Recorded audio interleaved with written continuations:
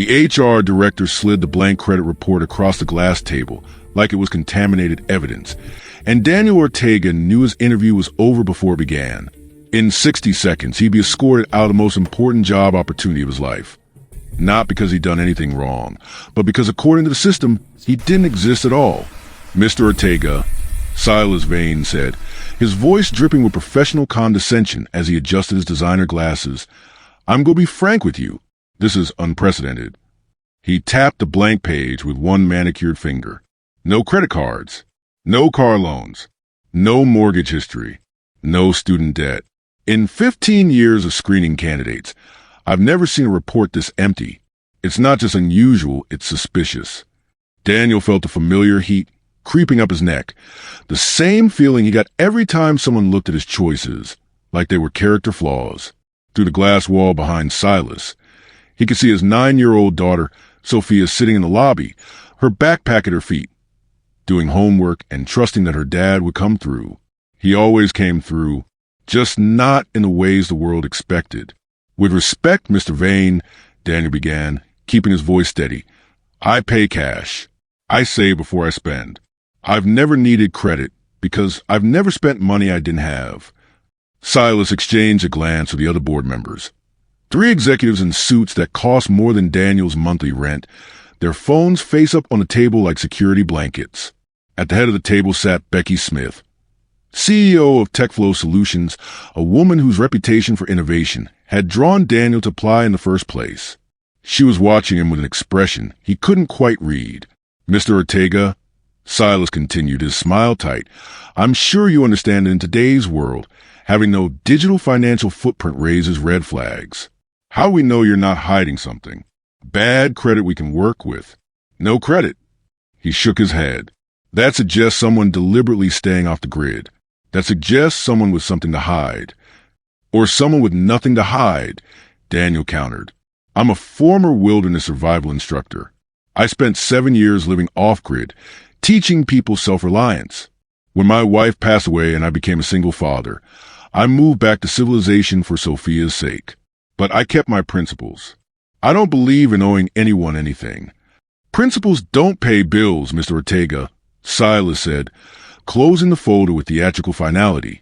They don't build credit scores. And they don't get you past our background verification process. I'm sorry, but we can't risk bringing on someone we can't properly vet. Security will escort you. The lights went out, not flickered, not dimmed, died. Before we continue, please tell us where in the world you're watching from. We love seeing how far our stories travel, and it proves that powerful stories resonate everywhere. The entire 50-story TechFlow building plunged into darkness, so complete that for 3 seconds, no one even breathed. Then the emergency lights kicked in, casting everything in an eerie red glow that made the glass wall conference room feel like a cage. What the hell? One of the executives muttered, reaching for his phone. The screen stayed black. He pressed the power button frantically. Nothing.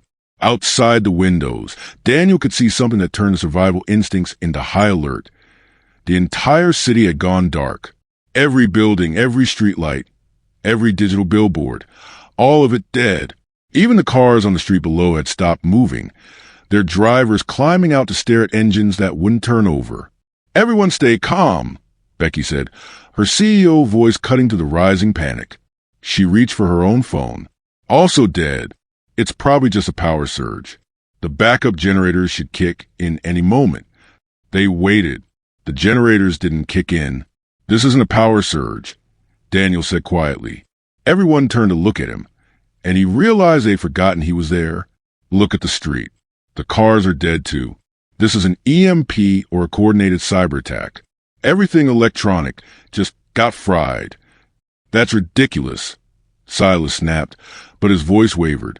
That's not possible. We have fail-safes, redundancies, military-grade security. The building's PA system crackled to life, running on some ancient backup circuit. A mechanical voice, clearly pre-recorded, began to speak.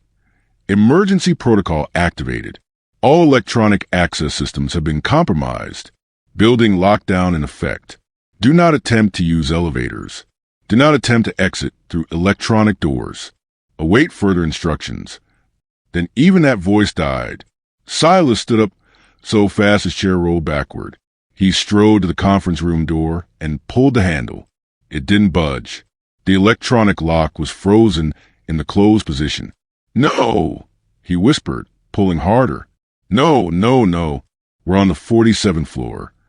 Becky was already at the window, looking down at the chaos below. People were streaming out of buildings, but not their building. TechFlow's state-of-the-art security system, which Silas had bragged about in Daniel's earlier interviews, had just turned their workplace into a prison. "My daughter," Daniel said, the words bursting out of him as ice water flooded his veins. "Sophia's in the lobby. She's 9 years old, and she's alone down there." For the first time, Becky Smith looked at him not as an HR problem, but as a father. "The stairwells," she said. "If we can get to the stairwells, they should have manual override doors." "The stairwell entrance is electronic," Silas said, his voice rising toward panic. "Everything is electronic. That was the whole point. Maximum security. No unauthorized access. We're trapped." Daniel walked to the conference room door and examined the electronic lock panel. It was completely dead, but that wasn't the real problem. The real problem was that modern smart locks didn't just fail open like old-fashioned locks. They were designed to fail close for security, which meant the frame, he muttered, running his fingers along the door's edge. "It's a reinforced frame, but the hinges are on our side. Do any of you have a multi-tool? A pocket knife? Even a credit card with a metal core?" Four executives stared at him blankly. "You don't carry anything?" Daniel asked, incredulous. "No tools?" "No. Everything's on our phones," one of the younger executives said defensively. "Keys, cards, IDs. Everything's digital. Everything's on the phone," which was now a useless brick. Daniel reached into his pocket and pulled out his wallet. Actual leather, worn smooth from years of use. From one of the slots, he extracted a thin metal card. Not a credit card, but a multi-tool card he'd carried since his survival instructor days. It had a small serrated edge, a bottle opener, and most importantly, a rigid pry tip. "Everyone stand back," he said, kneeling by the door. "What are you going to do?" Silas demanded. "That door cost $18,000. It's solid core with hinges that are accessible from our side because the architects never imagined someone would need to break out instead of in." Daniel finished. He wedged a metal tip into the gap between the hinge pin and the frame, then used the conference table's edge as a fulcrum. The first pin popped loose with a metallic ping that sounded like a gunshot in the quiet room. "Oh my God," Becky breathed. "He's actually doing it." The second pin took longer, but Daniel had patience. Sophia always joked that her dad could fix anything with duct tape and stubbornness. The pin finally gave way, and the door sagged on its remaining top hinge. "Grab the door," Daniel instructed. "When I pop this last pin, it's going to be heavy." Two of the executives moved to help, their faces flushed with a mixture of embarrassment and awe. The third pin came loose, and they caught the door as it tilted inward, lifting it carefully out of frame and setting it against the wall. "The stairwell's this way," Becky said, already moving. But when they reached the stairwell door, they found the same problem. Electronic lock, frozen closed, no way through. Daniel examined this door more carefully. It was a fire door, which meant it had different regulations, different fail-safes. He ran his hand along the top edge and found what he was looking for, a manual release lever, painted the same color as the door and hidden behind a small access panel. "There should be a mechanical override," he muttered, pulling out his multi-tool card again. He popped the access panel cover off and found the lever. One hard pull, and the locking mechanism disengaged with a satisfying clunk. The door swung open. The emergency lighting in the stairwell was even dimmer, casting long shadows down the seemingly endless flights of stairs. Daniel took point, moving quickly but carefully, his hand on the railing. The executives followed, and he could hear them already breathing hard. 47 floors was a long way down when you were used to elevators. By the 10th floor, Silas was wheezing. By the 20th, two of the executives had to stop and rest. Daniel kept moving. driven by the image of Sophia sitting alone in a darkened lobby, surrounded by panicking strangers. "Mr. Ortega." Becky called from behind him. "Daniel, wait." He paused, looking back. She was keeping pace with him better than the others. But even she looked winded. "You're not even breathing hard," she observed. "I used to hike mountains with 60-pound gear on my back." He said simply, "This is just stairs." "But my daughter—" "I know," Becky interrupted. "Keep going. I'm right behind you." They reached the lobby level, and Daniel's heart sank. The door from the stairwell to the lobby was a security checkpoint, one of the high-tech pressure-sealed barriers that required badge scanning and biometric verification. Without power, it was a vault door. But next to it was something beautiful, a red emergency break glass box with a manual fire alarm pull and an emergency door release. Daniel smashed the glass with his elbow, pulled the alarm handle, and hit the emergency release button. Ancient mechanical gears groaned, and the heavy door began to swing slowly open.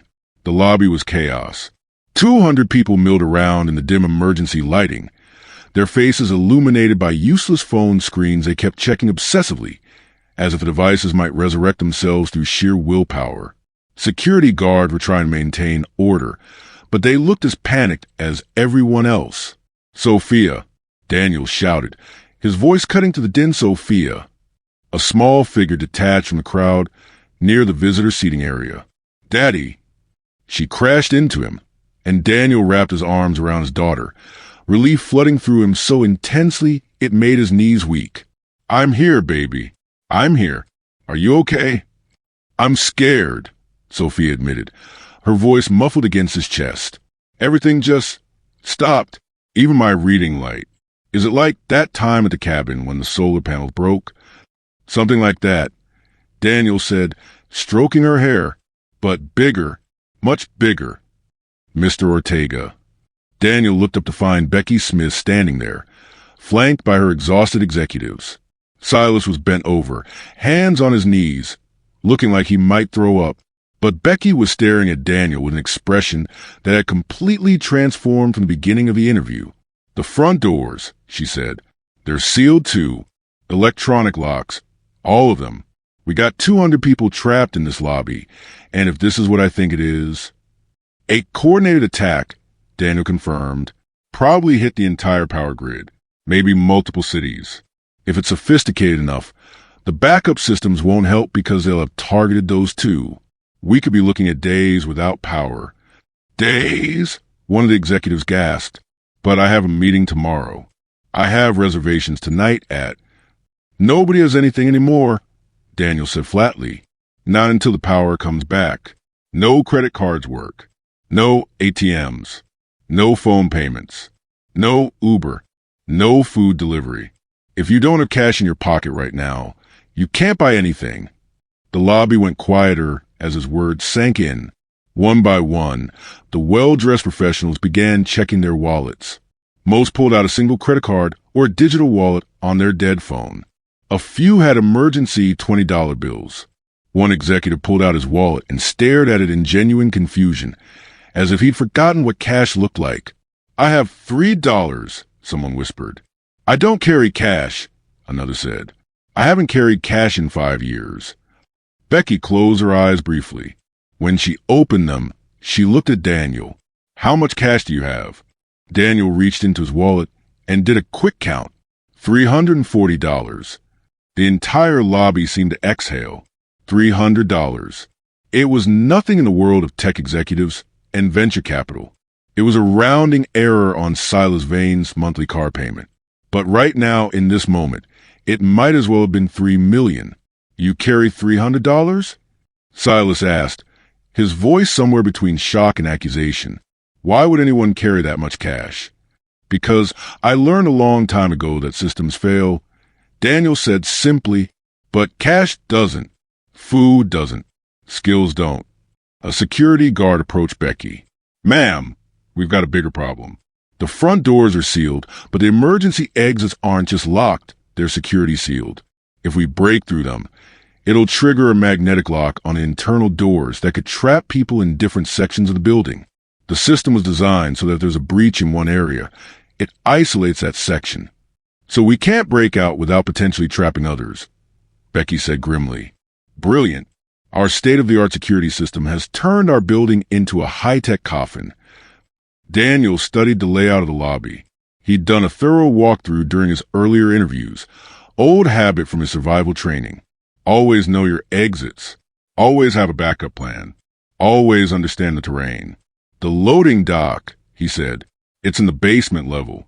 It should have a manual roll-up door because they need to be able to operate it during power failures for deliveries. If we can get down there. The basement stairs are accessible from the back service corridor. Becky finished, already moving. Show us. Daniel led the way with Sophia's hand clutched tightly in his.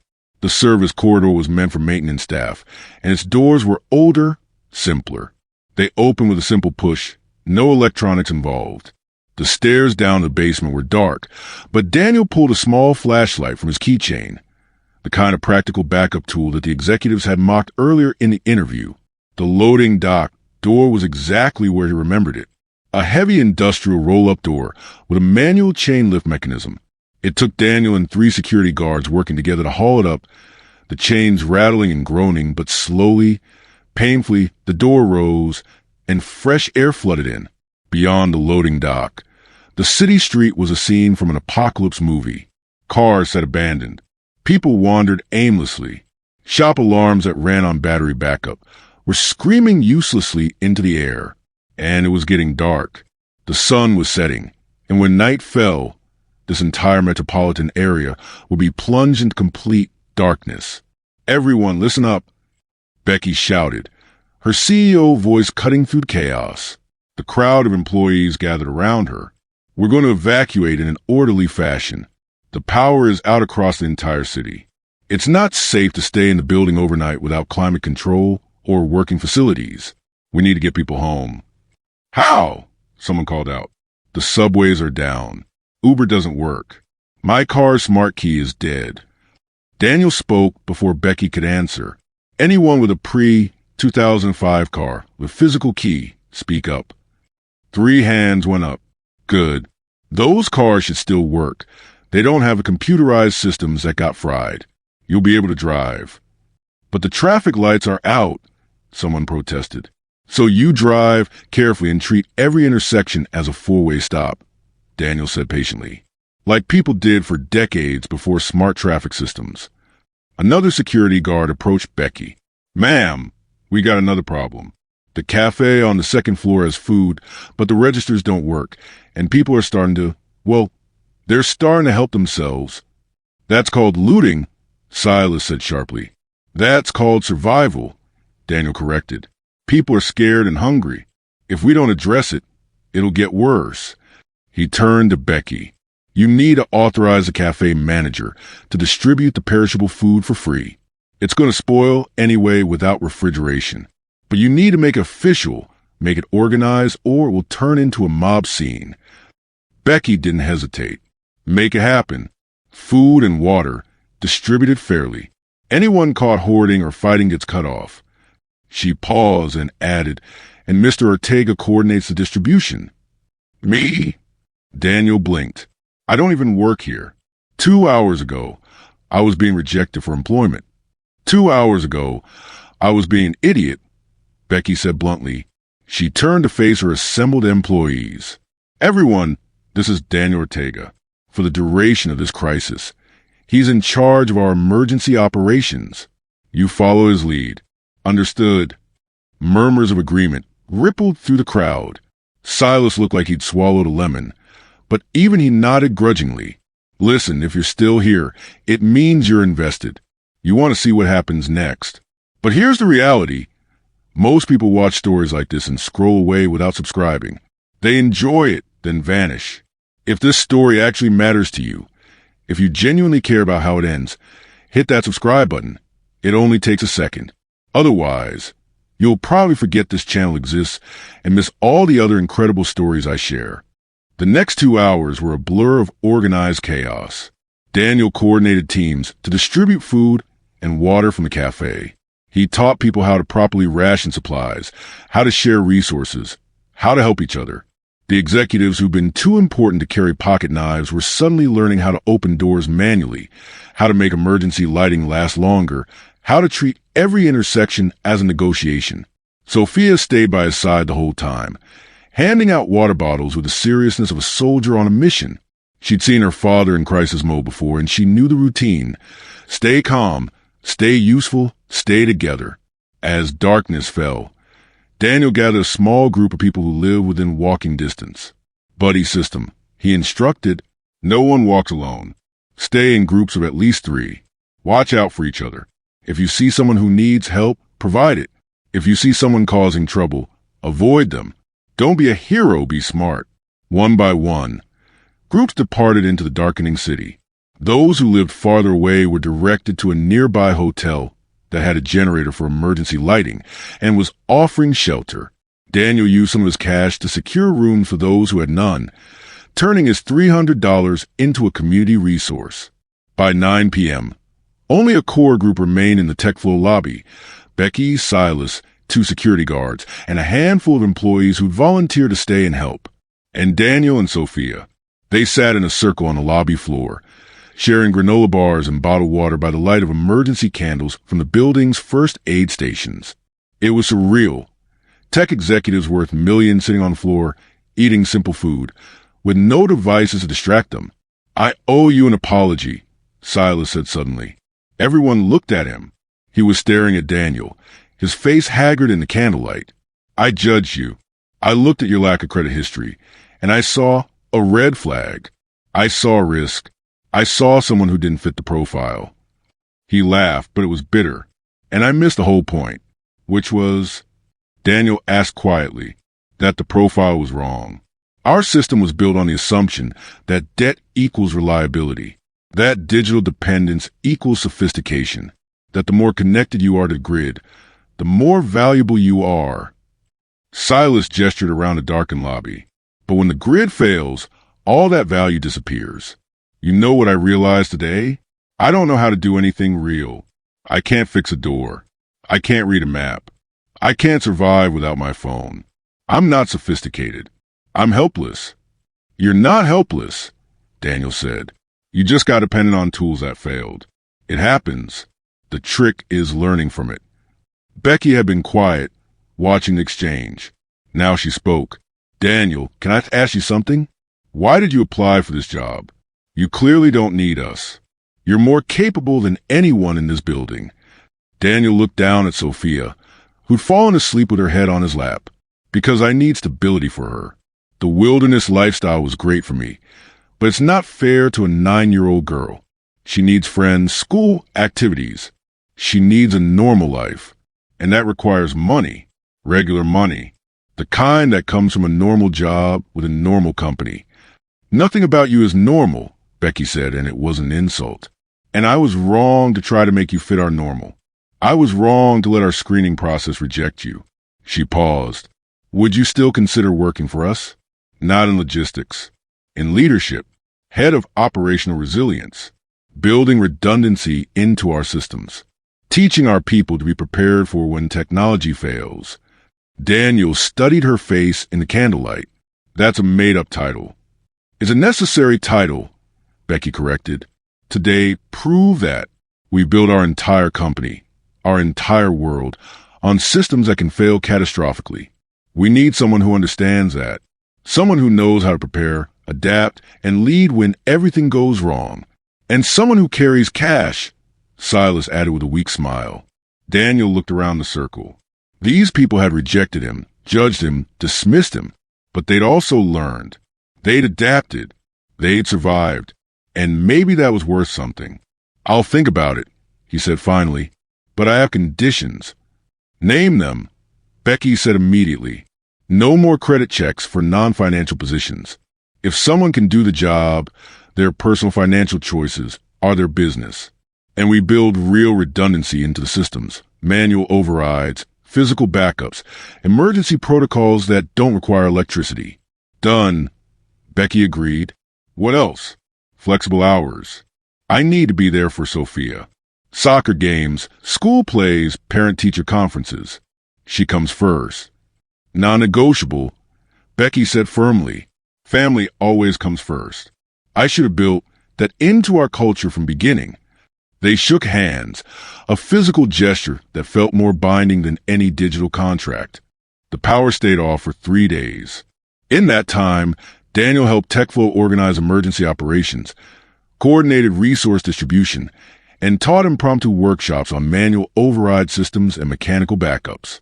He showed executives how to read paper maps, how to navigate without GPS, how to communicate without email. On the 4th day, the power flickered back on in sections. The city came roaring back to life with a surge of electricity and relief. News reports explained it had been a coordinated cyber attack targeting major metropolitan power grids, but the details were classified. What mattered was that life could return to normal, except normal had changed. Daniel's first day as head of operational resilience came 2 weeks later. He arrived at TechFlow with Sophia. The company had built an on-site childcare center as part of their resilience initiative because they realized that single parents shouldn't have to choose between career and family. His office had a window with a view of the city. On his desk was his official offer letter, a physical document on actual paper, because they'd learned that digital-only records could vanish in an instant. And in his wallet, right next to his multi-tool card, was a new company ID badge. It listed no credit score, no debt-to-income ratio, no financial verification code, just his name, his title, and the simple phrase that Becky had insisted on adding, essential personnel. Silas stopped by around noon, carrying 2 cups of coffee. He'd changed too, traded his designer suit for practical business casual, started carrying a small emergency kit in his briefcase, and most surprisingly, had begun taking survival skills classes on weekends. I wanted to show you something, Silas said, pulling out his wallet. Inside was a neat stack of bills. $200. Haven't carried cash since college, but I figured. He shrugged. Better to have it and not need it. That's smart, Daniel said. But you know what's smarter? Teaching others to do the same. Building a culture where being prepared isn't seen as paranoid. It's seen as responsible. We're working on it, Silas assured him. Mandatory emergency preparedness training starts next month for all employees. Your curriculum. After Silas left, Daniel stood at his window, looking out at the city.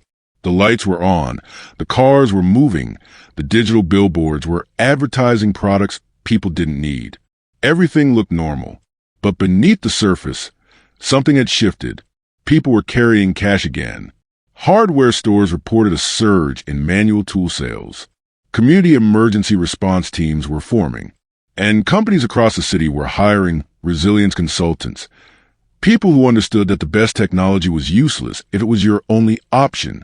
Sophia appeared in his doorway, her backpack covered in stickers. Daddy, Miss Janet says I can do my homework here while you finish work. Is that okay? More than okay, baby. Come on in. She settled into the chair across from his desk, pulling out her math workbook. For a few minutes, there was just the sound of pencil on paper and the distant hum of city that had learned its lesson. Daddy, Sophia said, without looking up from her homework. Yeah. Miss Janet says you're a hero. She says you saved everyone during the blackout. Daniel smiled. I just used common sense, kiddo. Anyone could have done it. But they didn't, Sophia pointed out with the brutal logic of a 9-year-old. You did. Because you were prepared. Because you always tell me to be ready for anything. That's right, Daniel agreed. Being ready isn't about being scared. It's about being smart. Sophia nodded seriously and went back to her math. Daniel watched her for a moment, thinking about the interview that had almost ended before it began, the blank credit report that had marked him as suspicious, the system that couldn't see value in anything it couldn't quantify. His phone buzzed, an actual smartphone now, issued by the company, but one he used sparingly. It was a text from Becky. Board meeting tomorrow. Want you there to present the Resilience Initiative budget. They're going to fight it. You ready? Daniel typed back, always. Because that was the truth he'd learned years ago in the wilderness, and had proven again in that darkened building. The people who survive aren't the strongest or the smartest or the ones with the highest credit scores. They're the ones who prepare, who adapt, and who remember that every system, no matter how advanced, is only as good as its weakest link. And the weakest link isn't the technology. It's the assumption that technology will never fail. As the sun set over the city, Daniel gathered his things and took Sophia's hand. They walked through the tech flow lobby, now equipped with manual override doors and emergency supply stations, and out into the evening air. His car was parked 2 blocks away, an older model with a physical key that had run perfectly during the blackout, while newer vehicles sat dead in the street. Ice cream? Sophia asked hopefully. Ice cream, Daniel agreed, but I'm paying cash. She giggled. You always pay cash, Daddy. And now everyone understands why, he said, squeezing her hand. They walked together through the city lights, a single father and his daughter, carrying 3 principles that would never fail them: preparation, adaptability, and the knowledge that the most valuable things in life can't be measured by credit scores or digital footprints. They can only be measured by what you do when everything else falls apart. And in that darkened building, on that chaotic day when the grid went down and the digital world disappeared, Daniel Ortega had proven that sometimes the people the system rejects are exactly the people the system needs most. He just needed everyone else to lose everything to see it. The TechFlow annual meeting was packed. Shareholders, board members, and media representatives filled the auditorium, all waiting to hear about the company's response to what the press had dubbed the Great Blackout. Becky Smith stood at the podium, confident and poised. But she wasn't alone. Next to her stood Daniel Ortega, no longer the rejected applicant, but now the company's most valuable executive. 6 months ago, Becky began, our company faced a crisis that exposed a fundamental flaw in how we operate. We had built our entire infrastructure on the assumption that technology would never fail catastrophically. We were wrong. The audience murmured, but Becky pressed on. Today, I'm proud to announce our new Operational Resilience Initiative. Led by Daniel Ortega, we've implemented manual override systems, physical backup protocols, and comprehensive emergency training for all staff. We've also eliminated credit checks for non-financial positions, recognizing that financial history is not a measure of capability or character. Applause rippled through the auditorium. But more importantly, Becky continued, we've learned to value a different kind of preparedness. We've learned that the person who seems out of step with modern life might actually be the most prepared for when modern life breaks down. We've learned that debt isn't reliability and independence isn't suspicious. She turned to Daniel. Would you like to add anything? Daniel stepped to the microphone, feeling the weight of hundreds of eyes on him. Sophia was in the front row, beaming with pride. Just one thing, he said. My daughter taught me that being different isn't a weakness. It's preparation for a world that hasn't happened yet. 6 months ago, I was told I was unemployable because I didn't fit the profile. Today, I'm here because I didn't. The question isn't whether you fit the system. The question is whether the system is worth fitting. The applause was thunderous. As they walked off stage together, Becky smiled at Daniel. You know, when you walked into that interview, I thought we were doing you a favor by considering you. I had no idea we needed you more than you needed us. We needed each other, Daniel corrected. You needed someone who understood resilience. I needed stability for Sophia. Sometimes the best partnerships are the ones neither side saw coming. Outside, the city hummed with electricity and life. The lights were on, the grid was stable, and everything looked normal. But underneath, in thousands of wallets and emergency kits and prepared households, something had fundamentally changed. People remembered the darkness, and they'd learned to carry light. Daniel Ortega, the man with no credit score, had taught a city full of debtors the most valuable lesson of all. Real security doesn't come from being connected to every system. It comes from being able to survive when every system fails. And that lesson was worth more than any credit score could ever measure. So here's the real question. Did you subscribe yet? Thousands of people will listen to this story and won't subscribe. Please don't be that person. Kindly support what I do here by subscribing. And then drop in the comment section if you like part 2 of Daniel and Sophia's story. What new challenges will they face as Daniel balances his preparedness principles with giving Sophia a normal childhood? Will his unconventional wisdom continue to save the day, or will he learn that sometimes the grid is worth trusting